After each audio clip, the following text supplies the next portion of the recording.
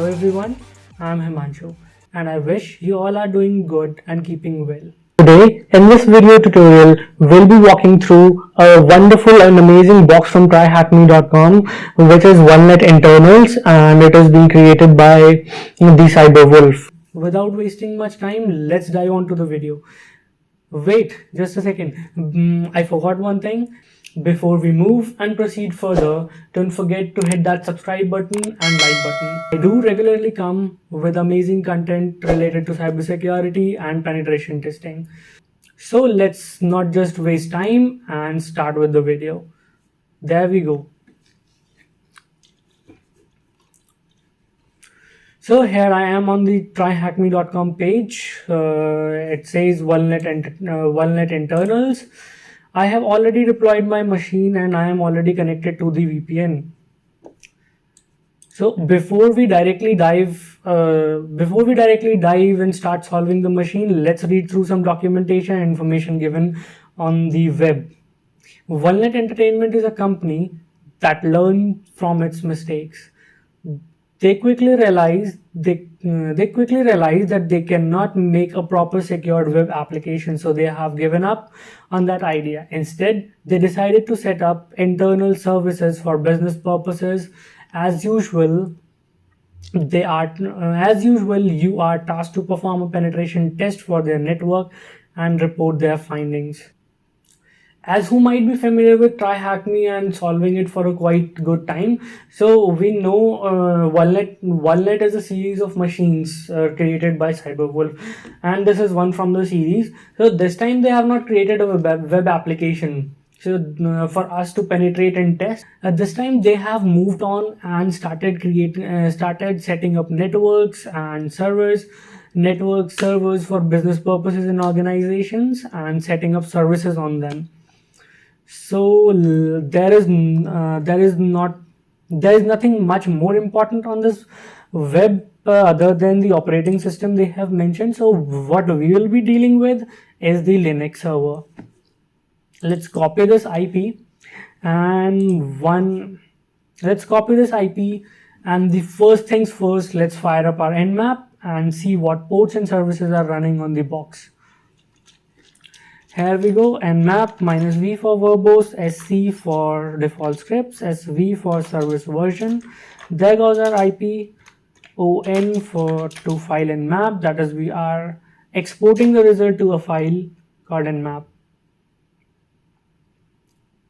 Okay, it's taking a bit, though we are returned with some ports. One is 111, 445, 22, 139. What we can assume from this is that we have some shared files, shared mounts available. That is SMB is running, we can say 445 and 139. So we can assume and presume that SMB is running. Okay, what else? 22 gives us SSH. We could be pretty much sure and say SSH is running. What else? We have got, yes, we are back with the results. And finally, as I said, port 22 SSH is running, port 111 TCP, that is RPC binders running, and there are some hosted drives or hosted file system that we can access and mount on our device or our machine. Okay, let's we cannot proceed further with SSH as we don't have any credentials. So skipping that, moving further with 111 RPC bind. Let's just open another terminal. Let's just open another tab for the terminal. Let's check what files are available for us to mount. For that, we'll be using show mount -e and IP address. It will give us the files or shares available for us to mount. As it gives us optconf, that means it says some kind of configuration files are shared or mounted, and we can mount them on our device and read through them.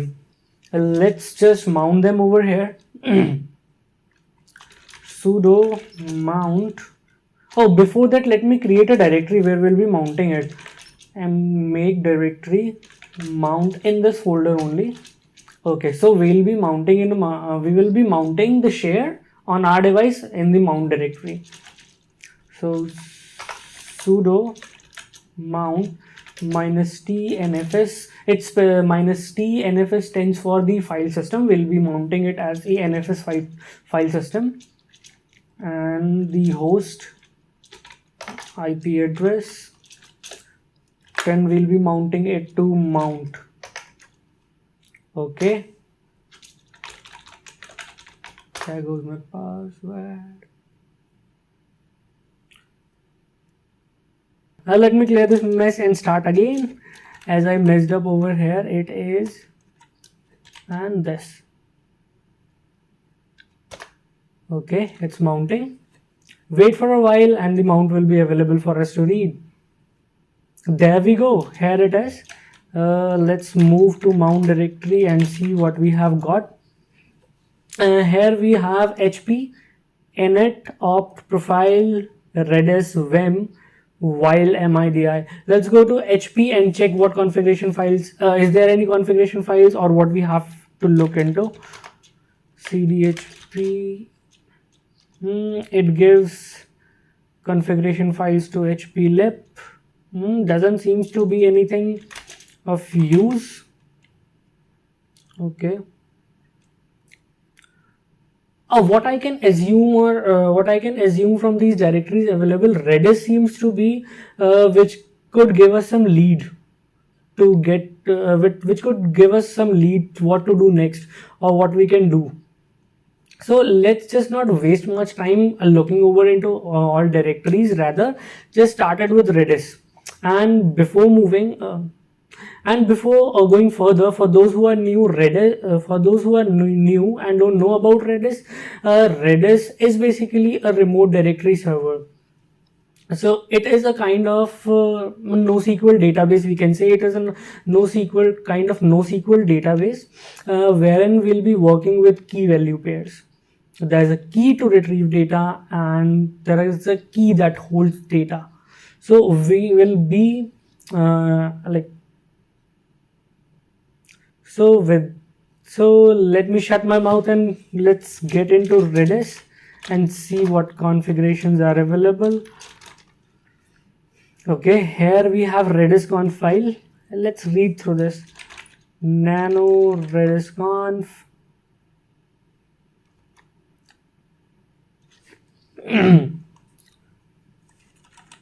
Rename command, flush db, flush all, bind port.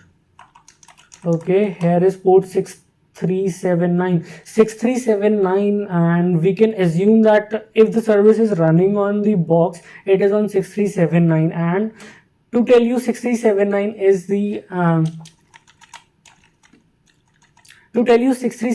is the default port for Redis.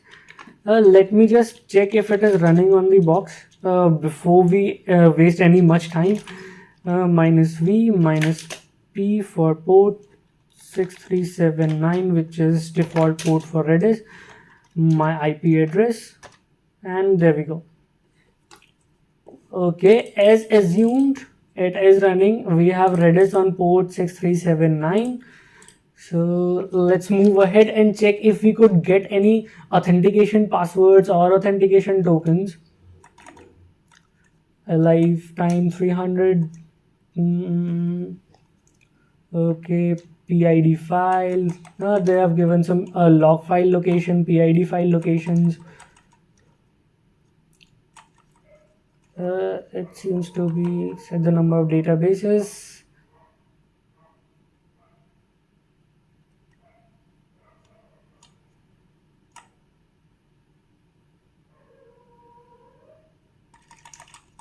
Reading through the documentation, it's long, but reading it would give something important to us. Note, you must specify a directory here, not a file name. Okay, as I said, it is a DB, so they have given where the DB is stored. Master auth. Okay, master password, master authentication. It seems interesting. Let's read through it. Slave server data is set. Yes. Okay. Oh, we have a master authentication password as with required path. Let's just copy it. Let me copy it and create and let me just create a notes file. Sublime, and let me open it in Sublime. Just a second. We go back. And Sublime notes. There we have is Redis password. Okay, what was it? Required pass. Great, now we have Redis password. What we can do is, as the service is running on the box, so we can connect it through our command prompt and try to read what files are available, or read the files available on the Redis remote server. Okay, clear this mess up, and we will be using Redis CLI to connect to that. So before we start exploiting or connecting to it, we must know how to connect it through. So let's check for some commands. We will be using Redis CLI -- help. Okay, we have the help page. We'll get to know how to connect to the server. Okay, there is a lot to look into. -h is for host name, port is default set. We don't need to give port, password. Okay, we have these two things. We have host name, we have password. Okay, what else? It looks like we would need to give URI, not needed.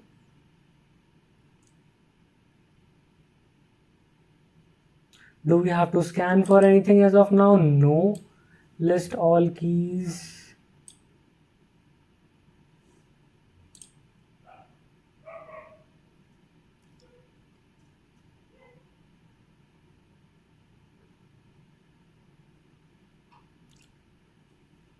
Let's use -scan to list all keys available, so that we would be easily available for us to retrieve data. Okay, not using my keys. Okay, before that let me try to connect to the server. If we can connect it through like this, -h for host. No, wait. CLI -h goes for our IP address. What it was? IP address is 10.10.43.45. Copy. -h we have, -a is for password. Just a while. Copy, paste. Okay, there we are. Let me see. Ping it. We receive pong. Great. As I mentioned, Redis works with key value pairs. So here we would need to retrieve keys. Exactly the keys for which we would be retrieving values. Let's just try and retrieve keys. Okay, keys. Nice. There we are presented with 5 keys, and internal flag looks to be something interesting.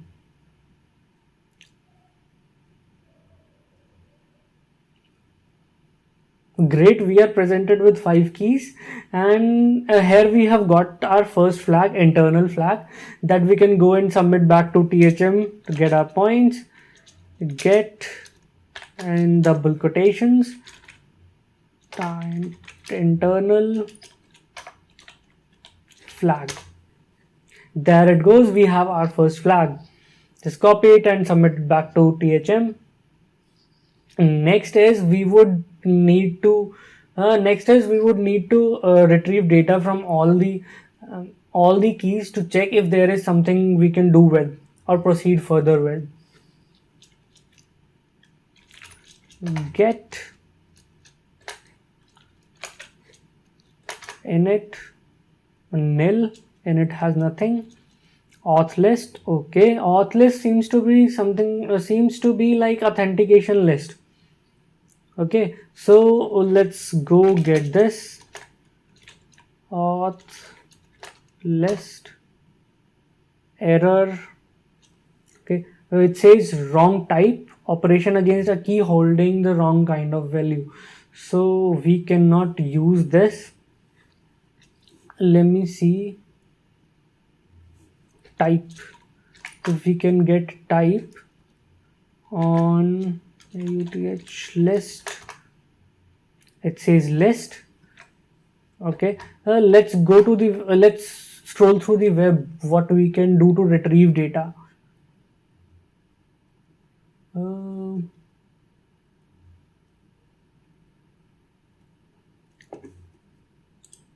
Let me just directly type, what was that, list, redis CLI command to read list.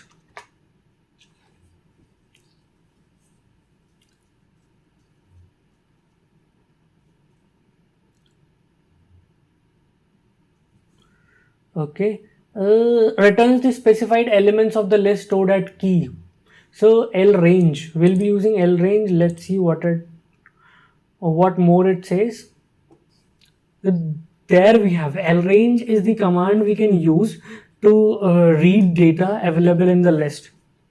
So as we can read through it, returns the specified elements of the list stored at a key. The offset start and stop are zero based indexes, with 0 being the first element of the list and the head of the list, and 1 being the next element, and so on.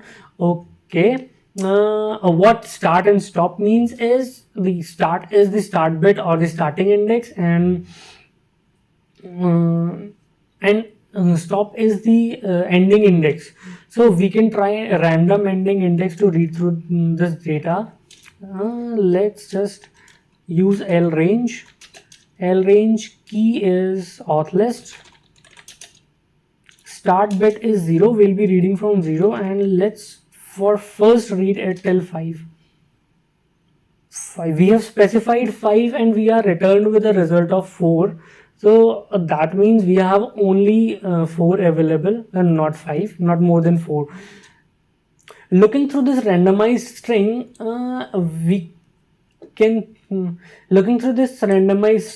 I can say it as a base 64. So not much wasting time, and just close this. Come back to my working directory. Echo the string. I'll be just decoding this base 64 string, base 64 minus d. Okay, I was right, and tada, we have rsync credentials. Now I've got the rsync credentials. Rsync service was running on port 873 if I'm not wrong. Let me just be sure and check and be sure. 873, yeah, right, 873 rsync is running.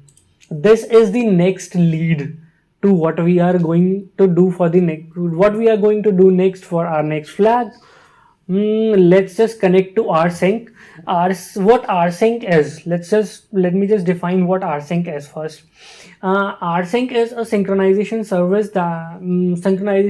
that synchronizes data or files between systems and storage devices over a network. There is one advantage using rsync. It just update the previous data with the newly created data. It does not copy. It just don't copy the whole file again, which could be a mess and which could be a lot of mess and time consuming. So our next up is rsync we'll be using. Let me just copy it. We have got the credentials to rsync, and let me rsync creds. It's very handy to have a notes file and document everything what we are doing, each step or the credentials we are finding, because it helps us to follow back if we need to come back and follow things at any point of time while solving even other box as well. It helps a lot while we are solving other boxes and we have to follow back things. So it is one best thing we can do, or it is one best thing one should do while solving any box. It helps a lot the next time if we want to follow something again. What next we are going to do is to connect rsync minus help.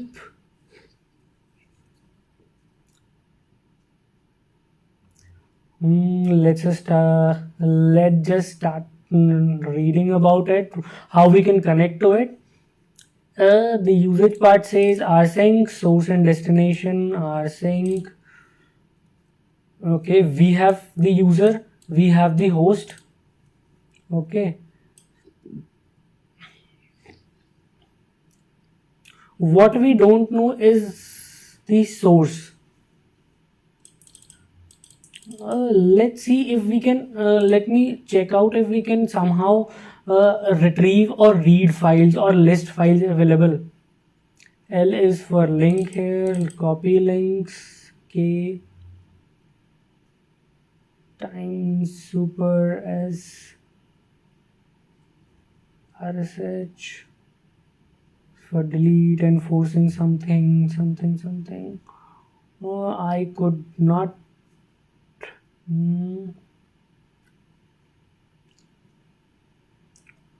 Okay, here I could not find anything to list what is available. Let's just try directly without using source and try to connect to the box.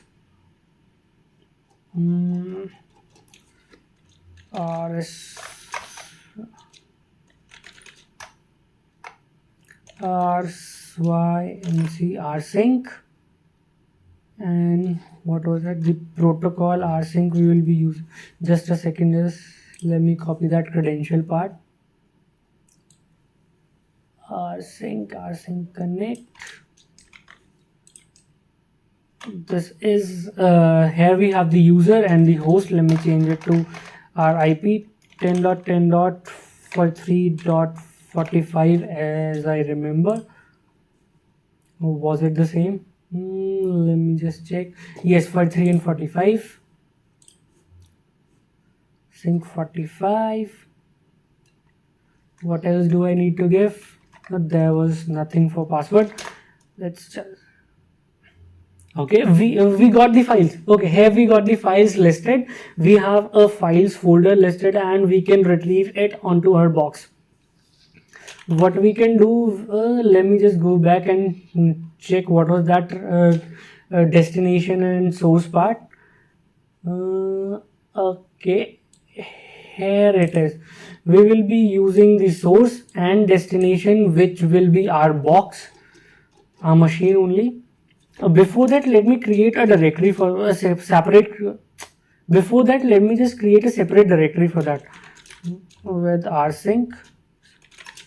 See what we will be doing. We have this connected already. Files to our rsync folder. Let's go. Let me type the password from here.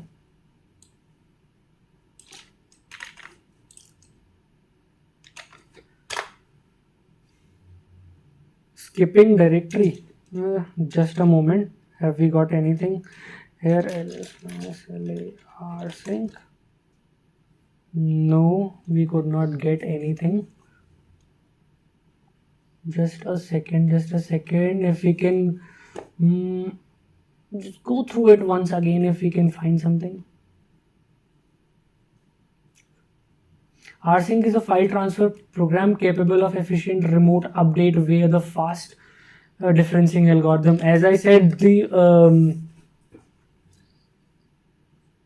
As I mentioned earlier, the advantageous part of using rsync, they have this great differentiating algorithm which just differentiate and updates with the data or newly created file. Okay, here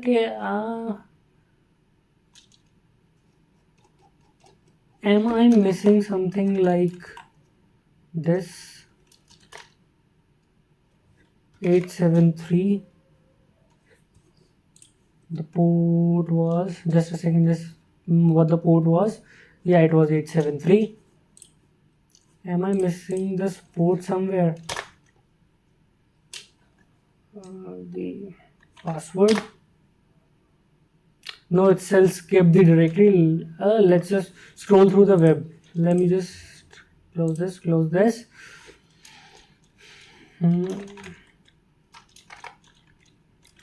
Download files using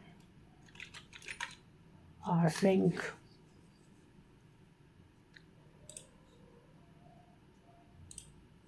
Okay.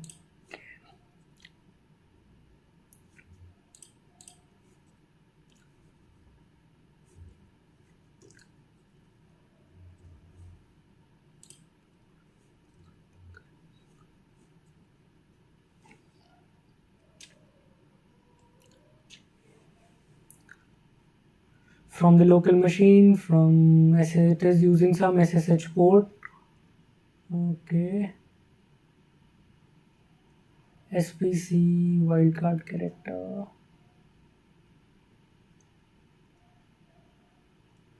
Secure copy SSH. It is using SSH. No, I don't want to use SSH though, because we don't have any credentials to SSH. No, this is a remote sync practical example.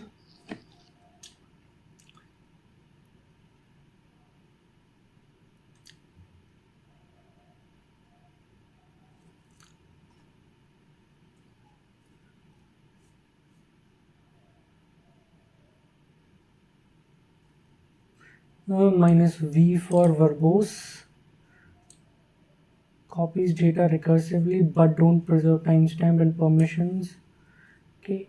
A in archive mode. Archive mode allows copying files recursively, and it also perceives symbolic links, files, permissions, users. Okay. Here, as it is mentioned, we can retrieve data in archive format or archive mode, and human readable also. Let me just go through it again. Let me just read more if we have anything more to go with. Okay, it is rsync -zvh in a human readable format, backup.tar to our backups directory. Okay, this is also good. We can do it in that way as well. avzh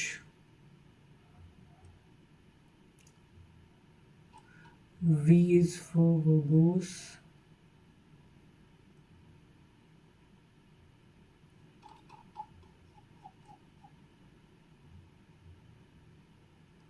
What else? For like reading and downloading files, it is everywhere using -a tag. What a tag what a tag stands for was in archive mode. Let's just use this with verbose. -av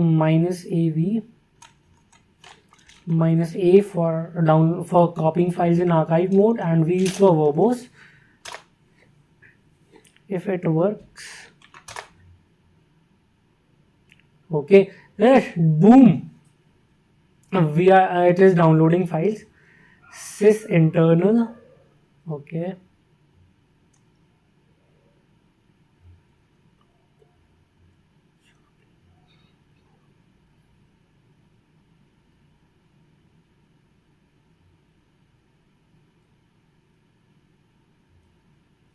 okay, it's taking a while. Yo, here we are. We have all the files downloaded from. We have all the files copied from the server. Let me just change my directory to rsync and clear this mess up. List everything we have got. we have got sys intern. Okay, we have got a home directory with a user. We have got home directory with user sys internals. And let me just go into sys internals -la. We've got our first user flag as well. Cat user dot t. And there we have our user flag. Just copy it and paste back to thm. What else we can do here? What more?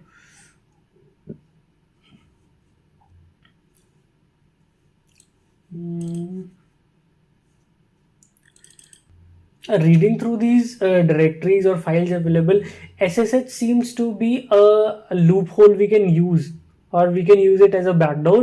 What we can do, if allowed or if possible, as it as a sync service, it's as rsync as a synchronization tool. If we can somehow upload our SSH keys, authorization keys to this user, and get shell back to our box, or a reverse shell on our machine. Let's check if somehow we can upload files. Here we were copying. All this is all about copying files. Just a second. If Z is compressed file, human readable format, output member in a human readable format. With those flags, I could not recognize if we can send something back to the server. Show progress while transferring data with rsync. No. User include, exclude. These two options allow us to include or exclude files by specifying parameters. Use and delete option, it would be something to delete. Transfer max file, automatically delete sources and successful transfer. Do a dry run. No.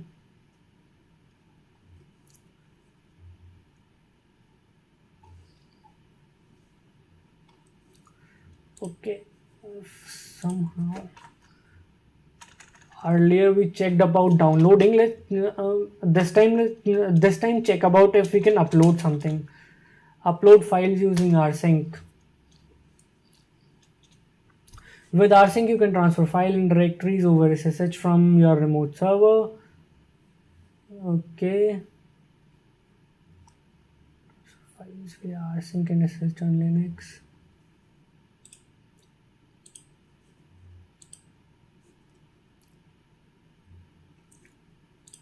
Read this file or read through this link.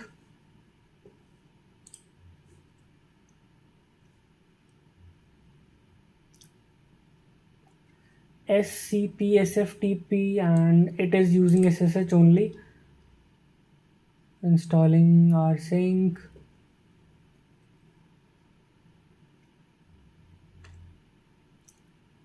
Remote username, destination, host IP, rsync, A archive. Z compress, P is for partial in progress. Delete, Q is quite.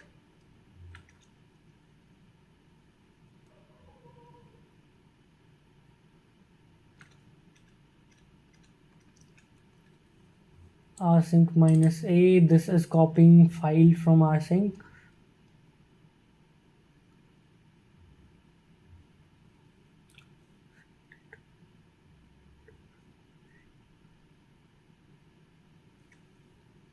In the following example, we are transferring a directory from a local machine to a remote machine. Okay, nice. So we have found this, how we can upload a file back to the remote server. We'll be using same command. It's just we'll be giving a directory uploading file first, and then the remote user and directory of the remote user to be uploaded. Okay. Where that command is, yes, it is here. So not this.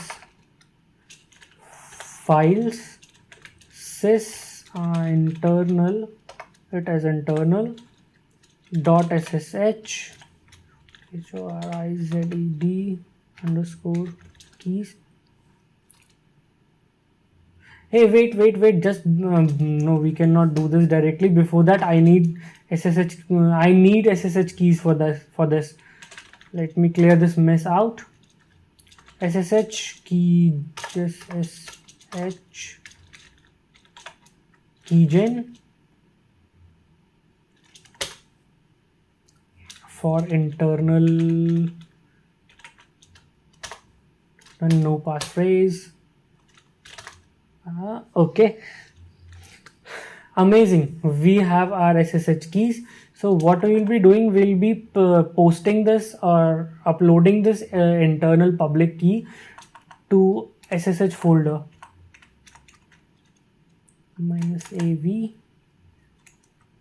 Will not be using this. Okay, files sys internal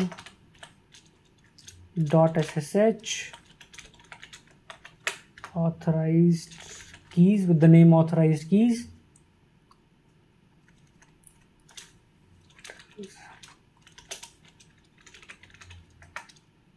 Internal.public password prompted with the password field, prompted for a password. Let me copy this from here again, paste it, sending files. Okay, amazing. File have been uploaded. Let me just quit this as well, clear this all out. What I will be doing, I will be let me change permissions to this.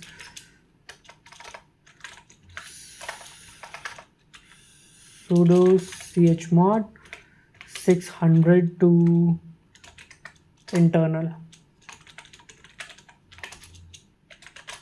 Clear this. SSH -i. Just a second. Internal. Sys internal the user. The host is 10.10.43.45. Let's get into it. Yes. Tada! We are prompted with the shell. We are into the sys internals user. Just a second. Let me check if my machine is not going to timeout. Expiring soon. No, it is not going to as of now.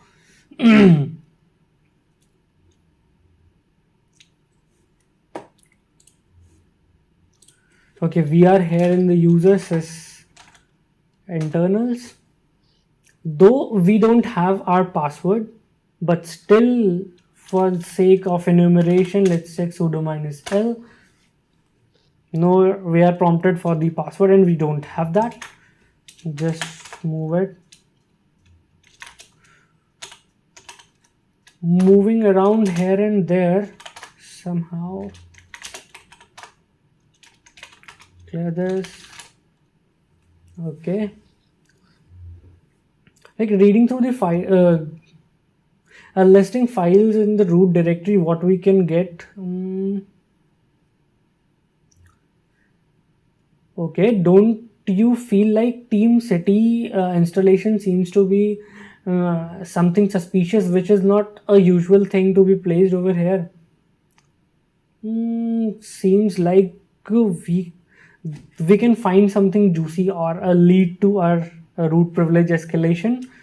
Let me just a second. Let me just read through the files present. Okay, TeamCity. Basically, let me check what this TeamCity is, because I don't know what the TeamCity is. Close this. We are done with rsync. TeamCity. Okay. TeamCity is a build management and continuous integration server from JetBrains. Okay. What else they have given? General purpose CI/CD solution that allows the most flexible for all sorts of workflows and development practices. in the name.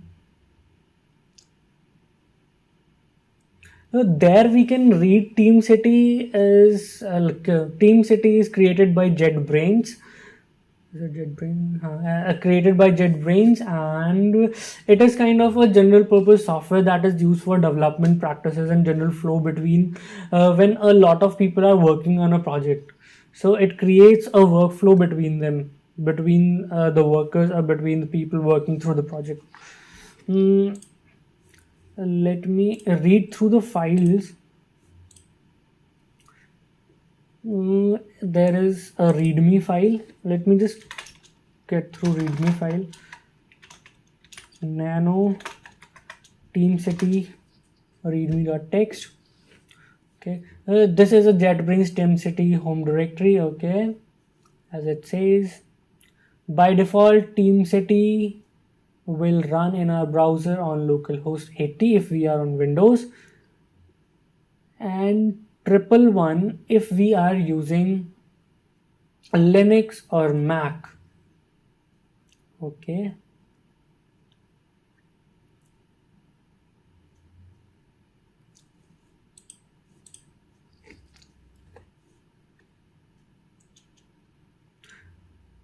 here we are using Linux, so we can assume that this is running on port 8811, and it says it is running on a local port. And with the Nmap results also, we could not found 8111 as any port or service running on the box. Let me just close this and check what are the processes running. Though here we got to know that on localhost it is running over the port 8111. Let me just list out the listening ports and check if it is genuinely running here in this box. SS-TULPN and will be grepping to listen what ports are listening. Let me check for 8111 if it is available. 111. Okay. Now we have this service running team. The thing is, it is running on localhost. So what we can do, next on is we can use SSH for tunneling and port forwarding, and can get this port and service running onto our box. Let me just try doing that. We were in rsync directory, cd rsync. Where are these SSH files? They are in it was here. Okay, cd ssh -i internal, and sys internal use the user internal at the host 10.10.43.45, and what we are going to do is 8111 to local host 8111. We are getting back on our 8111 only. We should get, okay, command not found. Just a second. Oh, I missed -L. So, is it a capital L or a small L? Okay, yeah, we are logging. We have been logged in successfully, and we have successfully forwarded the port onto our box. And let me show you over here. Localhost 8111.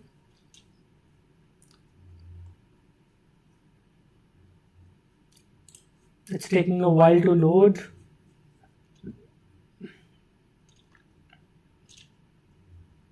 Okay. We have a login user. We have a login page with username and password, which we don't have as of now. And there is one super user to create a login as a super user. What it does, what it needs is only the authentication token. Just we without like I could not see anything suspicious or anything we can do over here. Let me just go and read through any files, logs or configuration files, if we can get any user passwords or authentications. Let me just be into the directory.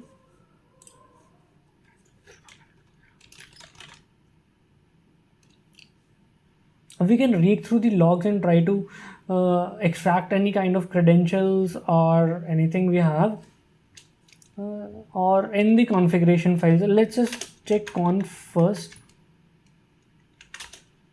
cd configurations ls-la. Sorry. We have so many files. Let me just use this command grep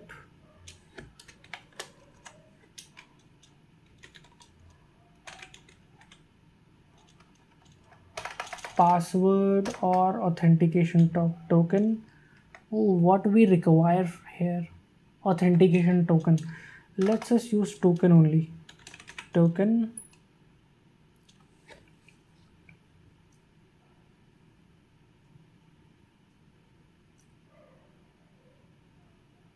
Okay, it's taking long. I don't think we don't have any tokens or passwords here in this directory. Just check for any username or passwords are also available or not. Let's cancel this. Any password file with pass. Doesn't seems either. Nah, it's taking long and I don't think it has anything. Let me check logs also. cd logs, and we'll be using the same command grep. What we'll be using, grep tokens. Sorry, I messed up with this. It's grep -r and token. There are the results. Okay, I messed up with the command. It was grep -r and I simply directly use grep. And so grep -r, it will recursively look through all the files available in this directory and get us with the string like we have given here token. It will return us with the string characters. We have got super user authentication tokens. Let me just not this, copy and paste it to our notes file. Auth tokens for Clean City and paste it. Let me just waste a little bit of my time to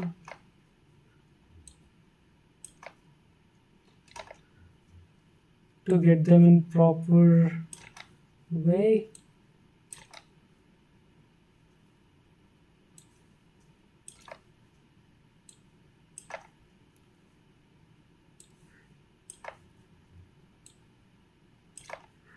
I am just wasting my time though, but clean things look better and much meaningful. Okay, now we have got clean authentication tokens and we can use them one by one. First and second are the same, so we'll be going. Let's head up with first. No, it didn't work. Skip second because first and second are same. Using third, will it work? No, neither this worked.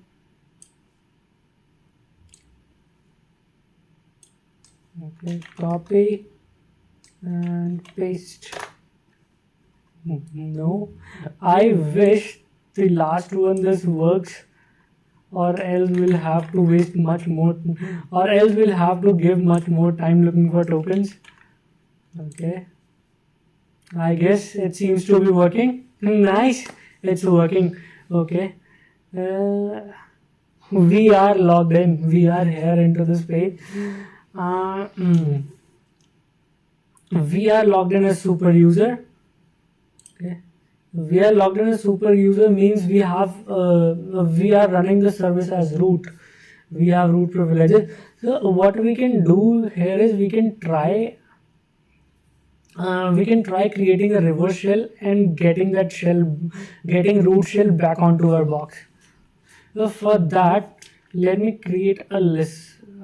For that, head up creating a project, new project. In this new project, manually, name of the project, I'll give reverse shell, the rev shell my way. Just create one.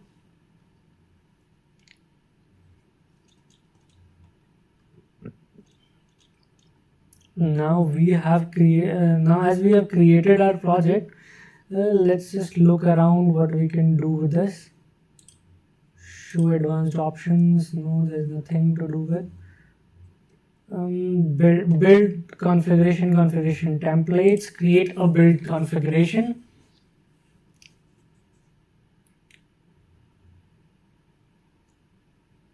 Next up, show advanced. Regular composite deployment. No. Repository URL.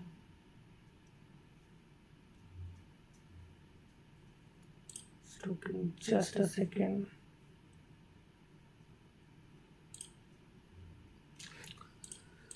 Parent project root shell. It is taking just a second. Shell. No need for description. Deployment. Let's leave it regular only. Create.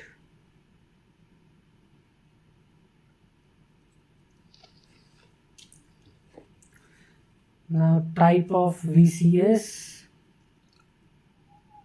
Okay, guess from repository URL only, repository URL, username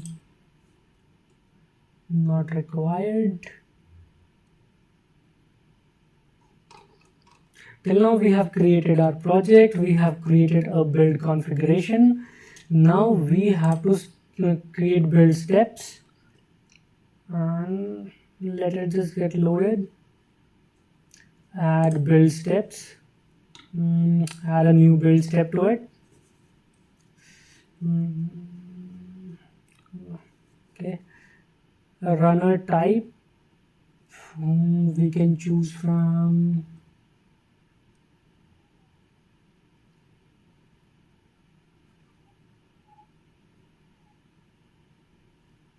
we have so many things to choose from. Let's choose Python. So as I personally love Python, so we will be using a Python reverse shell to get back shell on our box. Step name, add commands we'll be using our scripts, custom script. Okay, I'll have to paste a custom script, that is the reverse shell. Python reverse shell payload all things. We'll be copying our shell from payload all the things.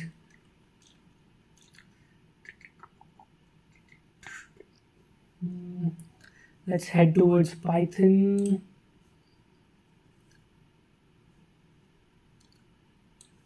There we go. Let me copy this and paste it here. Just remove Python -e because this isn't going to run as a bash command. So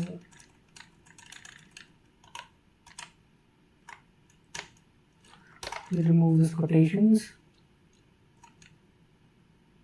Okay, and change the port to our listener port. I'll be using port 9009.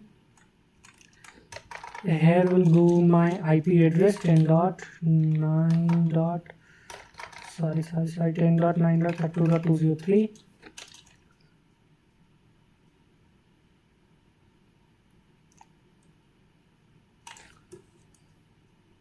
Okay, now we are completely done. Let me just set up my listener before we proceed further. Let me just create my listener. NC minus LEP 9009.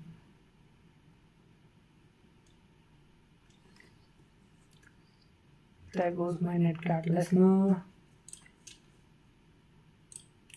Save.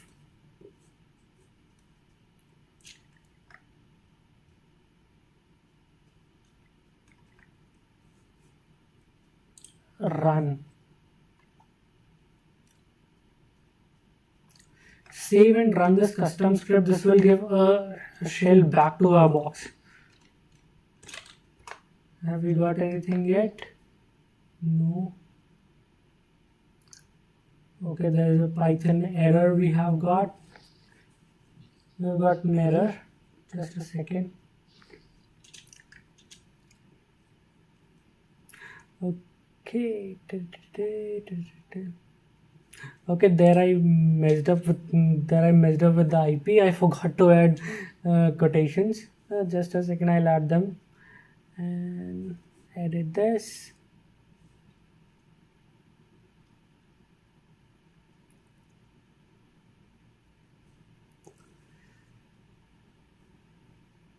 Where's the custom script? Let it get load.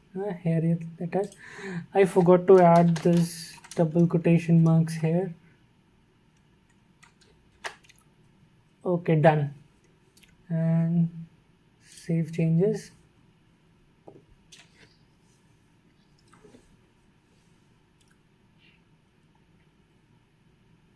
It's too slow either. Okay, run. No enabled compatible agents.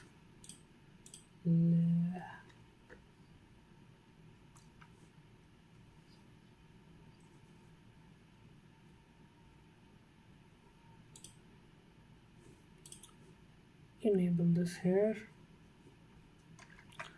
It is running. So here, amazing. We are prompted with the root shell and we are root now. Let's check it. Amazing. Okay, let me get the root flag. Root.txt. This is my root flag. I'll copy it from here and paste it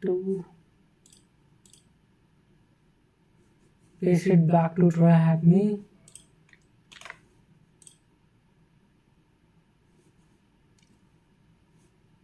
Okay, till now we have covered all the flags. Internal flag we have got, user and root. What we have missed is one service flag. Okay, do you think we have completed the machine? No, we haven't yet, because SMB is yet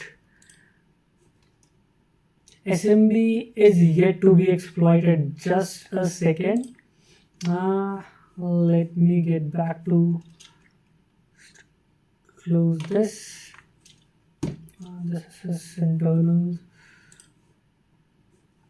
Close this terminal. Let me get a new tab, and here SMB client -L to list the IP address 10.43.45.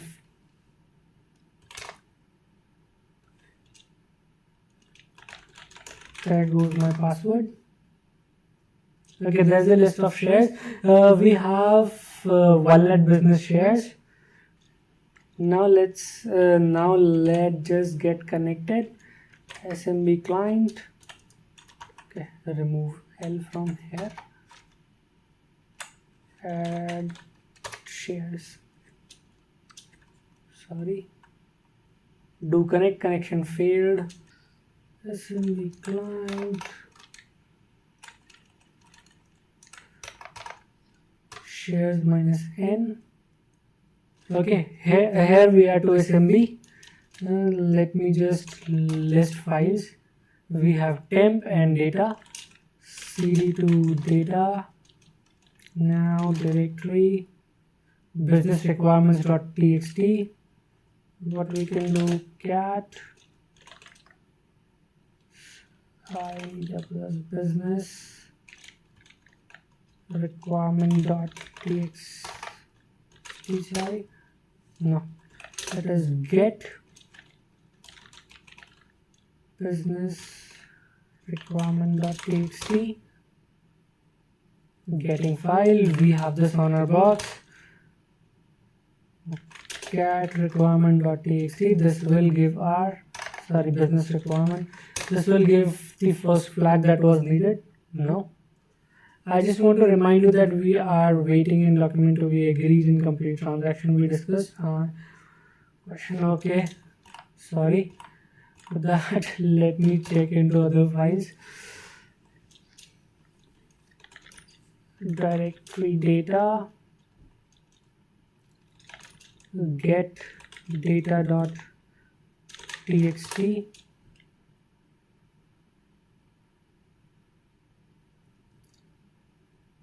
Sorry.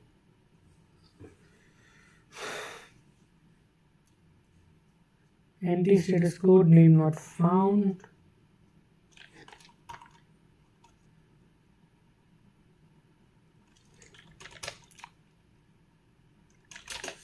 cd data, we are in data now, get data.txt. We have got this file as well. Let me change directory and change, let's see if we have anything in temp. ls in temp, we have service.txt, get this as well, service.text. Now exit from here. We have all the files listed. Let's cat to service.txt. We have got the first flag required while solving this box. This is service.txt. Let me copy it.